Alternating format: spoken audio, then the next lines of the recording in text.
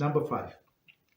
It is forbidden for a student to refer to his teacher by name, even outside his presence.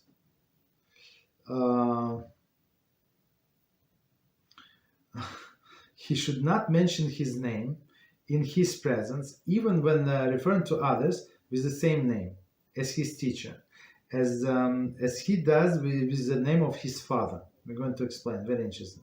Rather, he should refer to the others with different names, even after their death. The above applies when the name is unusual, and all will thus know to whom it refers.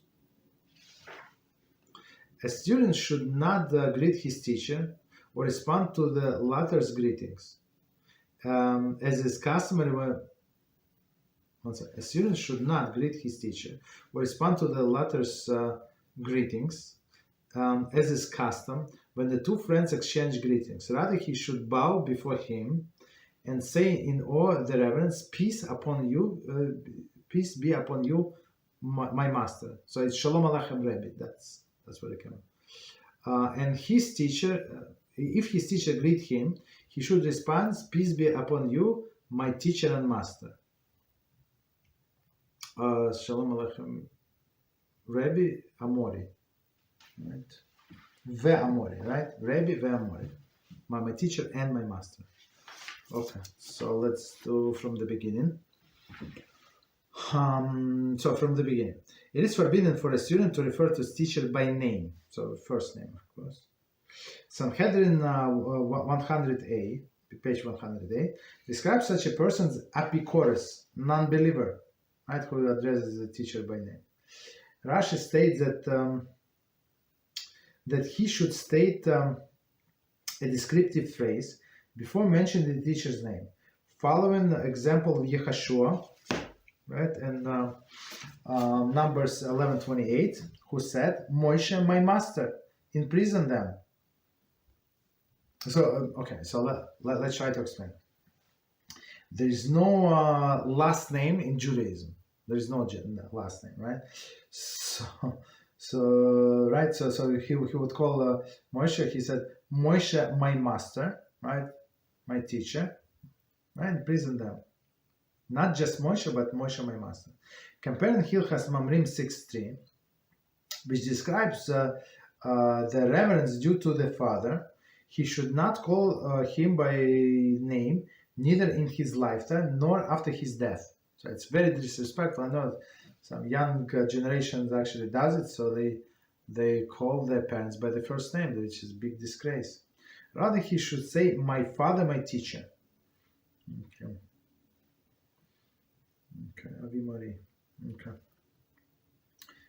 48. Okay, so one more time the whole line. It is forbidden for a student to refer to his teacher by name, even outside his presence. So we said exactly the same as for his father.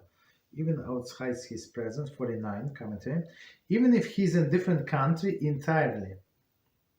The verse of this text, which follows the base on Oxford manuscript, on the Mishnah Torah. The commonly printed text appears contradict the passage. Okay. Just keep it. It's they try to compare the manuscripts. Okay, no problem. Continue. He should not mention his name in his presence, even when referring to others with the same name as his teacher, as he does with the name of his father. So, okay. Commentary. There is his teacher's name. Okay. So it would be improper for example, for a girl to marry a person with the same name as her father, unless, for example, he has a double name, right? So his name is Shalom Abraham. So if her father's name is Shalom, but her husband's name is Shalom Abraham, so she must call him Shalom Abraham, right? All the time. So it would not be disrespect to the father. It's not like she's calling the father by the first name. Even though everybody knows that she would not call to the father like that, but still, it's not allowed. or just change the name, like a little, right? So it would be different from your father's name. Continue. Rather, he should refer to the others with the different names, even after he should refer to others with different names, even after their death, right? Meaning to other people with the same name. As we said, just modify it a little. The Hilchot Mamrim states, if father's or teacher's name resemble the name of others, he should change their name. We find the example, this on the Talmud. It's very interesting.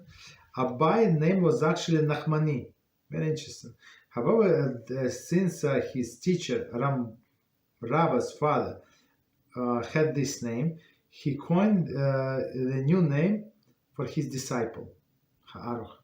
Right? So he said, I cannot call you by your name because my father's name is like this, no problem, but I can call you a different name. Still, he was very great rabbi. Continue.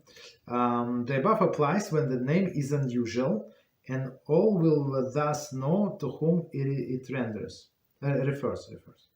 Come to it. Okay, apologies, we said that. We said that's explanation. Continue. A student should not greet his teacher or respond to the latter's greeting as is customary when two friends exchange greetings. What does it mean? Oh no, okay, so here's actually continuation to the previous. I'm not sure why it's on another page, but it does not matter. Okay, so Hilchot Mamrim continues. It appears to me that one must take care in this regard only when the name is unique. However, if the name is one of which many people are called, for example, Abraham, Isaac, Yaakov, or Moshe, one may call others by this name outside the father's presence. Okay, so outside the father's presence, so his father's name was Abraham, so he can address other Abraham, not in his house, not in the father's presence. Thus, if teacher's name is common, so we're talking teacher and father the same, common, it is permissible to refer by name to another person with the same name. Nevertheless, Rambam's words raise question concerning the commonly followed practice of naming child after one's parents or teacher, even when there is name is unique, right? So it's very interesting. So we usually that's actually the big difference between Ashkenazim and Sephardim. So Ashkenazim name children after the deceased, not after the living. After the living, it's not a good sign. Okay, of course, it could be the same name, but you went your great uncle or your great grandfather, let's say, right? So there is no problem. But Sephardim, they actually naming children. Not everybody, but there is no problem for them to name the child after the living one, right? After his I don't know, older brother, I guess. I don't know. Okay.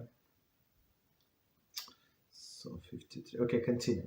A student should not greet his teacher or respond to the latter's greeting as it customary when two friends exchange greetings.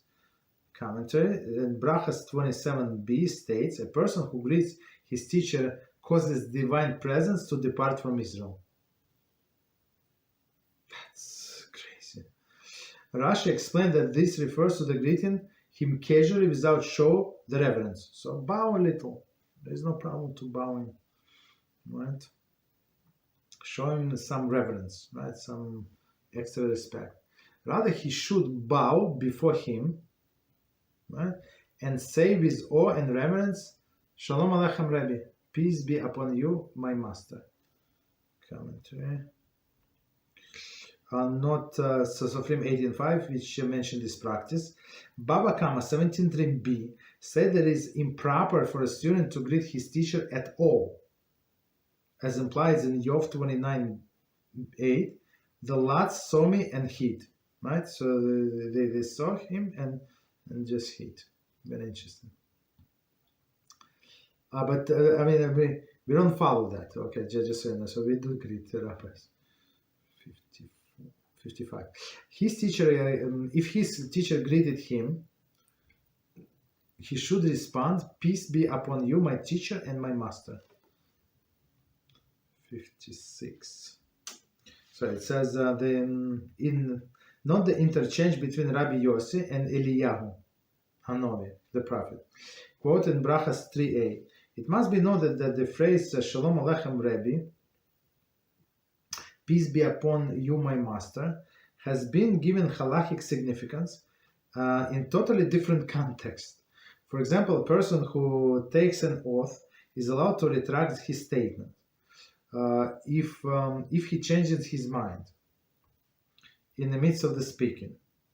What is considered in the midst of the speaking? Right, the time that it takes to say the verse Shalom Aleichem Rabbi. Hilchot 2:17.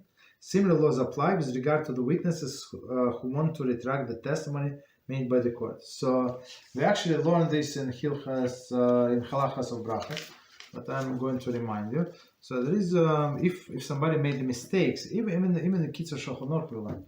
So if somebody made a mistake when person was saying blessing on the food, let's say, so he has this 2 to 3 seconds to retract the statement, right? So to fix himself, or these examples that we gave in the book. For example, these witnesses were given testimony, and then they changed their mind. They wanted to lie, and then they want to retract their statements. So they have this, let's say, 3 seconds tops to retract this. Otherwise, they cannot change their mind. That's it. So their testimony stands. I mean, if it was accepted by the court, that's it. They cannot change it.